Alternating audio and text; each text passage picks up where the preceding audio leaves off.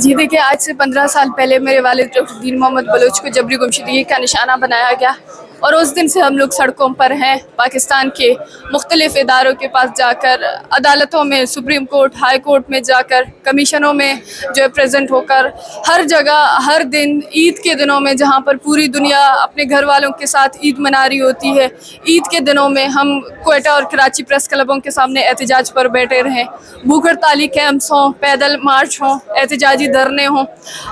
کوئی بھی دن ایسا نہیں گزرا ہماری زندگی کا کہ جس میں ہم نے اپنے والد کو بھول کر ایک نارمل زندگی گزاری، بلکہ ہمارا ہر دن یوں ہی سڑکوں پر احتجاج کرتے ہوئے اپنے والد کی بازیابی کا مطالبہ کرتے ہوئے گزرا ہے۔ اور یہ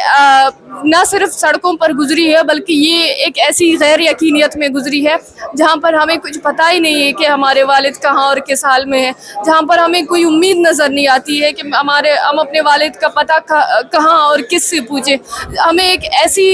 کرب میں رکھا گیا ہے کہ ہم خود نہیں جانتے کہ ہم کس کے پاس جائیں، ہم کہاں پر اپنی فریاد لے کر جائیں۔ ہمیں ایک ایسی کشمکش میں ڈالا گیا ہے کہ اب ہم تھکے ہوئے ہیں یہ پوچھتے ریاست سے کہ 15 سالوں سے میرے والد ایک سرکاری ڈاکٹر تھے، ان کو دوران ڈیوٹی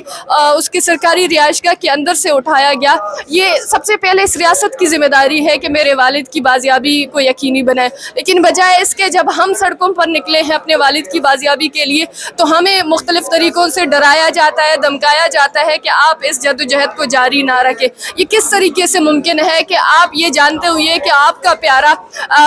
زندانوں میں قید ہے، آپ کا پیارا کس حال میں ہے، کس تکلیف میں ہے، اس کے باوجود آپ اپنے گھروں میں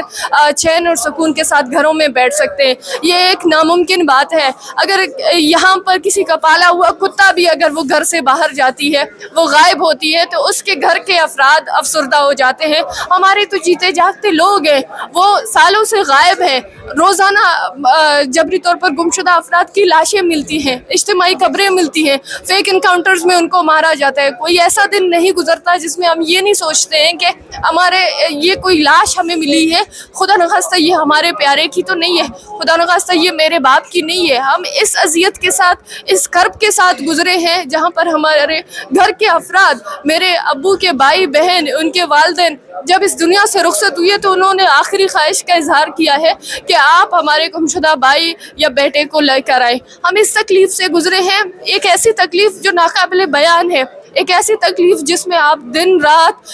صرف مرتے ہو، جیتے ہو، دوبارہ سے خود کو مایوسی کے ماحول میں دوبارہ سے خود کو جوڑ کر، دوبارہ سے خود کو سمیٹ کر دوبارہ جدوجہد کرنے میں آپ آمادہ ہوتے ہیں۔ یہ بہت ہی تکلیف دہ ہے، اور ہم نے اسی تکلیف کے ساتھ بار بار ریاست کو یہ باور کرانے کی کوشش کی ہے کہ ہمارے لوگوں کو اگر وہ اس قانون اور آئین کے مطابق مجرم پائے جاتے ہیں تو آپ انہیں عدالتوں میں لے کر آئیں، لیکن اس طرح کسی کے لیے بھی، کسی بھی شخص کو جبری طور پر گمشدہ کرنا ناقابل قبول ہے۔